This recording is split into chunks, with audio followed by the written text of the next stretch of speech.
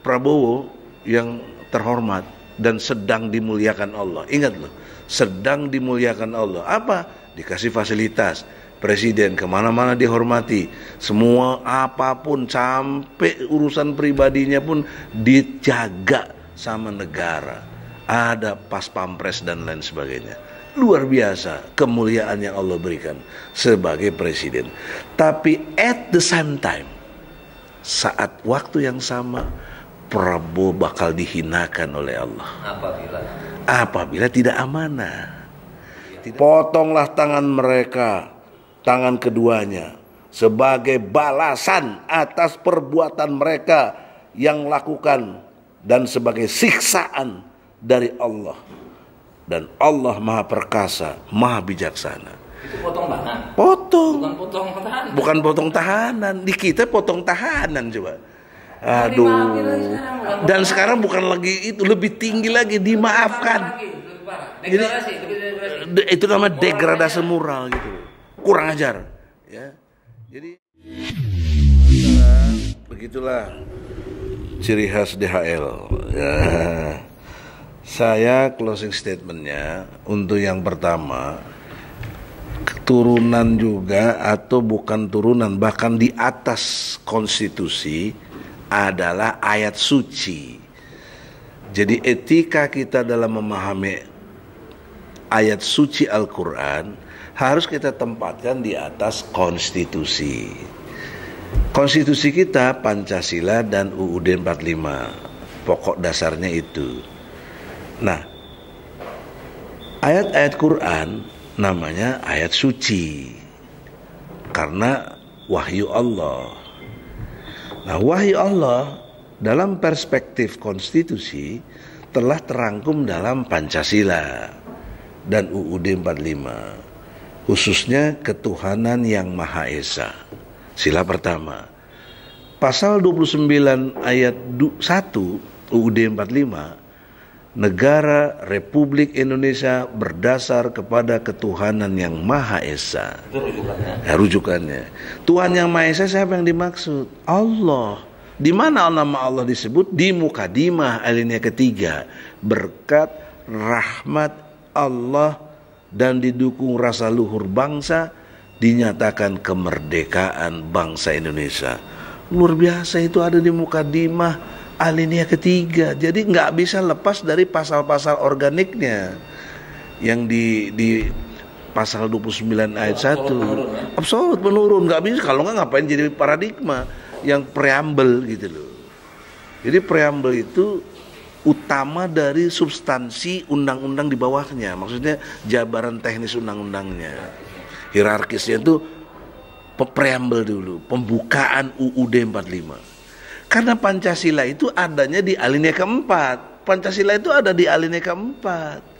Sebenarnya cukup Undang-Undang Dasar 45 ada. Udah nggak usah pakai Pancasila dan UUD 45 karena Pancasila sudah including ada di dalam alinea keempat dari pembukaan UUD 45. Gitu. Substansinya, hakikatnya preambul itu nggak boleh yang menemen tuh. Nggak boleh. Kalau pasal lain boleh. Iya nggak boleh. Itu pun yang tidak. Makanya preambul nggak ada yang berani, emang nggak ada. Jangan Ya turunannya kalau yang masih menjelaskan, ya kalau turunan undang-undang itu masih mengacu kepada preambel, itu juga nggak boleh dirubah karena itu tafsir secara namanya konsekuensi logis. Jadi konsekuensi logis hukum mengacu kepada paradigma preambelnya, kemudian dilaksanakan di UUD 45-nya. Pemilu. 2 kali, 3 kali itu boleh. Ya, boleh. Preambul itu Nggak boleh. haram itu. Bukan haram lagi, batal demi hukum. Harusnya. Nah, oleh karena itu Prabowo yang terhormat dan sedang dimuliakan Allah. Ingat loh, sedang dimuliakan Allah. Apa? Dikasih fasilitas. Presiden kemana-mana dihormati. Semua apapun sampai urusan pribadinya pun dijaga sama negara. Ada pas pampres dan lain sebagainya. Luar biasa kemuliaan yang Allah berikan sebagai presiden. Tapi at the same time, saat waktu yang sama, Prabowo bakal dihinakan oleh Allah apabila tidak amanah, tidak fatona, tidak sidik, tidak tabligh sebagaimana syarat pemimpin menurut Rasulullah. Itu ingat loh, at the same time, saat yang sama terhina kalau tidak pegang teguh janjinya di pasal 9 UUD 45 dengan jelas menyatakan sebagai presiden dan wakil presiden akan menjalankan undang-undang sebaik-baiknya dan seluruh-luruhnya demi nusa dan bangsa. Itu janji pakai Al-Quran belakangnya itu. Berarti Al-Quran itu ayat suci harus di atas konstitusi. Itu filosofisnya, nggak bisa, nggak masa ayat suci dikentutin, ayat suci nggak dipakai, diignore, nggak bisa. Nah, ayat suci Allah menyatakan dalam surat Al-Maidah ya, ayatnya 38 dengan jelas menyatakan di sini.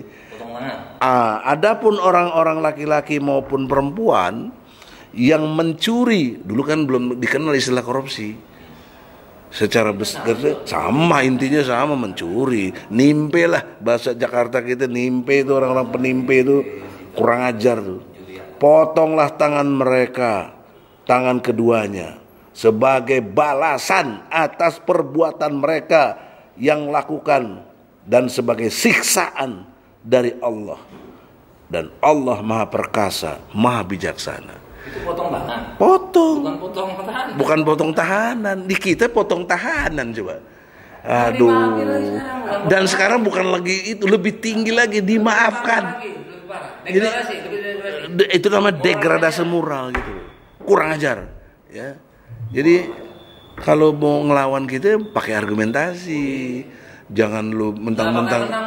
Iya bakal dong. Ini Quran ini. Kalau lu melawan Quran lu kafir, udahlah. Jangan berdebat sama kita. Dalam konteks Al-Quran. Insya Allah. Nah, tapi saya wajib ingatkan saudaraku, sahabatku Prabowo Subianto dan juga Yusril, masih ada waktu. Taubat jangan dilaksanakan. Ya, jelas ya? Nah, yang kedua, dalilnya dalam perspektif Al-Quran juga itu kita lihat suratnya tetap Al-Maidah sama, tapi ayatnya 62. Di ayat 62 dikatakan begini, ini saya kutip, antum punya pendapat tadi. Dan kamu akan melihat, nah kata Allah deh, dalam surat Al-Maidah ayat 62 ya. Dan kamu akan melihat banyak di antara mereka, dalam hal ini orang-orang Yahudi. Orang-orang Yahudi. Ngapain di antara mereka itu orang Yahudi itu? Berlomba-lomba dalam berbuat dosa. Tadi itu gitu. Jadi orang Yahudi itu ciri khasnya berlomba-lomba korupsi. Ditambah lagi tadi pasal 55 KUHP. Kalau diizinkan oleh Prabowo sebagai presiden, kan menteri cuma pelaksana aja, ya. Itu ikut serta memperkaya diri orang lain. Boleh saya tambahin sedikit? Ya, ini apa istilahnya, berlomba dalam dosa. Boleh saya tambahin? Boleh dong, boleh. Pasal 55. Iya. Saya pasal 52 Pak Prabowo, bahwa aparatur atau penyelenggara negara yang disfungsi, maka ancaman hukumannya bisa ditambah sepertiga daripada itu. Misalkan 12 tahun, 10 tahun, tambah sepertiga. Bisa ancaman hukum itu. Pasal 52 KUHP. Kok malah dimaafkan? Kan aduh. Apa ya ini kawan kita Pak Yusril? Ya? Pasal 52 KUHP. Nah, pasal 55-nya turut serta. Bisa jadi obstruksi. Jadi yang kedua dari ciri orang Yahudi. Everybody, dengar nih. Ciri orang Yahudi tadi berlomba dalam berbuat dosa. Yang kedua, ciri orang Yahudi adalah menciptakan permusuhan. Iya, dia jadi kan adu domba. Nah, jadi masyarakat ini kan diadu domba. Dulu kita sudah diadu domba oleh Jokowi itu. Cebong, kampret. Itu adu domba, itu ribut kita. Jadi yang membuat adu domba sistem yang diberlakukan. Apa? sistem pemilu. Pemilu itu substansinya adu domba, berlomba-lomba dalam dosa. Siapa yang ngasih duit besar, dia yang dipilih. Coba, one man one vote. Jadi tergantung suaranya itu berapa harganya. Itu kan berlomba dalam dosa, berlomba dalam permusuhan. Kita punya kualitas, insya Allah. Ikut pemilu nggak pakai duit, kalah, pasti kalah. Lu siapa lu? Nggak ada duitnya. Karena yang berlaku sekarang bukan sila keempat Pancasila, kerakyatan yang dipimpin oleh hikmah kebijaksanaan dalam permusyawaratan perwakilan. Bukan. Yang berlaku adalah ideologi liberalis kapitalis. Kombinasi dengan komunis menciptakan permusuhan, kombinasi dengan fasisme model Yahudi.